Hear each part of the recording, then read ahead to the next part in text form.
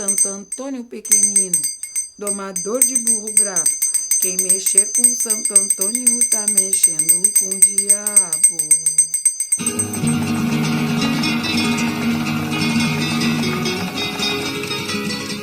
Então, como eu estava falando, o pai decidiu, e a Tereza, que eu tinha que ir pro chão de tanto que eu incorporava. Tá? Eu estava com a cabeça aberta, com ele aberto, com o ori aberto. E aí, começou outra saga, que era por qual o orixá que ia se responsabilizar por toda aquela demanda que eu estava passando, por toda aquela dificuldade. E aí, a Tereza jogou e disse que eu era do Ogum com a Iemanjá. E a minha avó, quando eu entreguei o convite de casamento, me deu e disse que nunca deixasse trocar minha cabeça, que eu era do Ogum. Mas a minha tia queria que me botasse do Ogum, mas o Ogum da Umbanda, da nação. E a minha avó disse que eu era do Ogum na Umbanda. Na verdade, eu era do Ogum na Umbanda, Ogum na nação, né? Era uma Umbanda só, uma Ogunzada só. Aí, o que aconteceu? O meu pai, o que estava decidido era que eu ia pro chão. Mas eu tinha medo de galo, de galinha. Tinha medo de ir pro chão. Todo mundo fala que chão tem que ter muita responsabilidade, que quem entra não sai, quem não entra não deve entrar. Quem não deve entrar.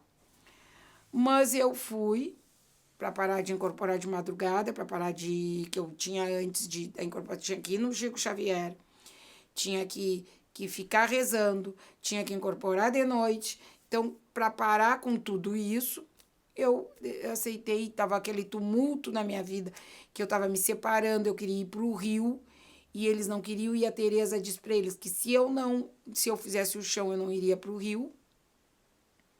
Aí eu fui, pai comprou as coisas, fez as organizações, e eu fui para o chão. Só que na hora de fazer o corte, ela decidiu que eu ia para Iemanjá, porque um dia antes a minha mãe tinha dito que eu era muito braba, que eu quebrava muitas coisas, que eu estava assim, incorporando muito. E ela disse, então, quem é dona do pensamento, dona da loucura, quem é que é dona da cabeça?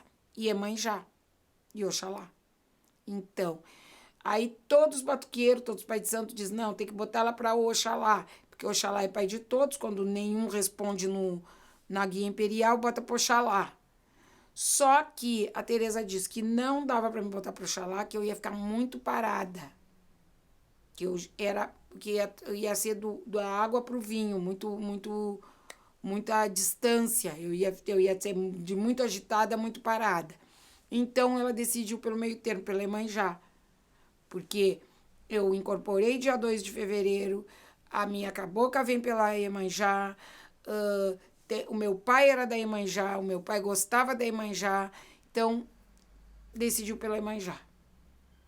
Só que na hora de ir pro chão eu comecei que eu queria o pai Ogum, que eu queria o pai Ogum. E aí ela disse pro Fernando comprar o galo e buscar o galo no galinheiro, que era de noite, que para cortar pro Ogum. E cortaram pro Ogum. Aí tá. Daí eu fiz o chão mesmo tumultuado, mesmo sem muitas perspectivas, né? Para ver se começava uma vida nova, mas com essa história do chão, eu igual não parei de incorporar.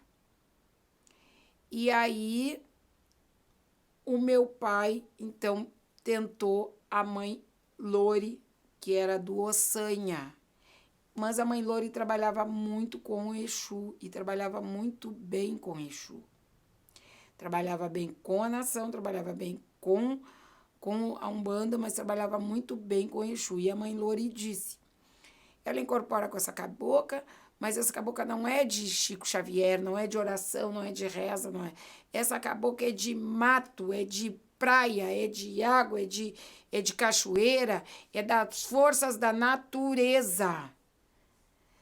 E aí, continuou fazendo a cabocla. Um dia teve uma gira de Exu lá na casa dela. E ela trabalha, tinha muitos Exus na casa dela, as pessoas todas eram desenvolvidas com Exu. Tinha o João Caveira, tinha a Mulambo, tinha o Morcego, tinha o Caveira, tinha o Porteira, que era da irmã dela, tinha toda uma linha, né? Ela trabalhava muito bem, ela sabia tudo e meu pai confiava muito nela, meu pai gostava muito dela. E gostava muito da casa dela. E a gente gostou, se sentiu bem na terreira dela. A mãe gostava muito dela, entendeu? Da mãe Lore. E eles tinham, meu pai e minha mãe tinham uma amizade muito boa com ela. E aí, num dia, ela chamou o Exu para mim, né? Porque ela chamou o Exu e disse que eu tinha aquele sofredor, aquele Egum, mas ela disse que ia fazer dele um Exu. Né? Pode as pessoas achar que isso não existe, pode, mas ela disse que ia fazer.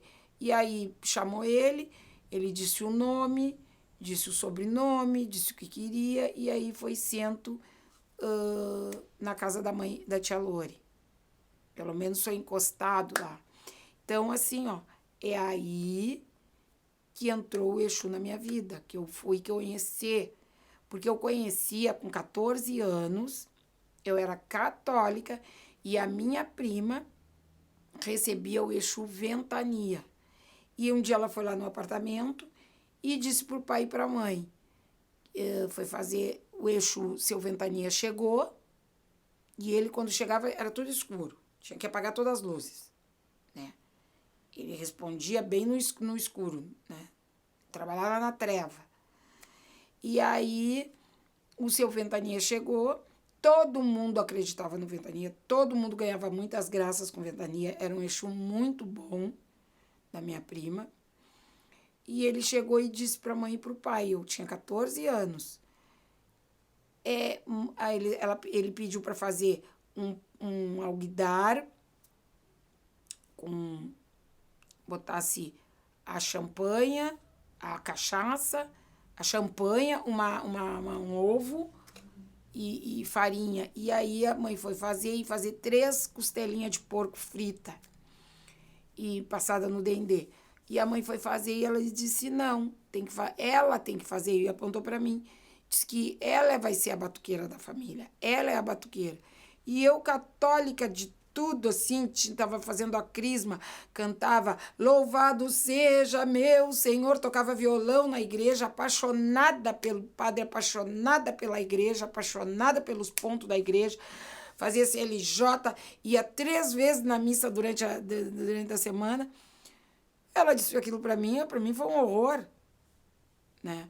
E até o padre disse que aquilo não existia, que, né, eu até nem acreditava muito, ela incorporada ali com o seu Ventania, eu até nem acreditava muito, porque o padre disse que só existia a Divina Trindade, Pai, Filho e Espírito Santo, e era isso, e eu, né, bem com cultura ocidental, bem elitizada, né, morando na Santa Cecília, bem filhinha de papai do meu avô, que era, jamais ia acreditar naquilo, porque a mãe mesmo dizia que essas pessoas que estavam na religião estavam sempre brigando, que as minhas tias estavam sempre brigando, que elas não via estudando, não via fazendo uma faculdade, não via trabalhando, não via tendo uma paz. Então a mãe também não, a mãe disse que não queria aquilo para mim, né? E eu, como sempre concordei, sempre fui bem obediente, né? Achei muito certo, né? Nem questionei.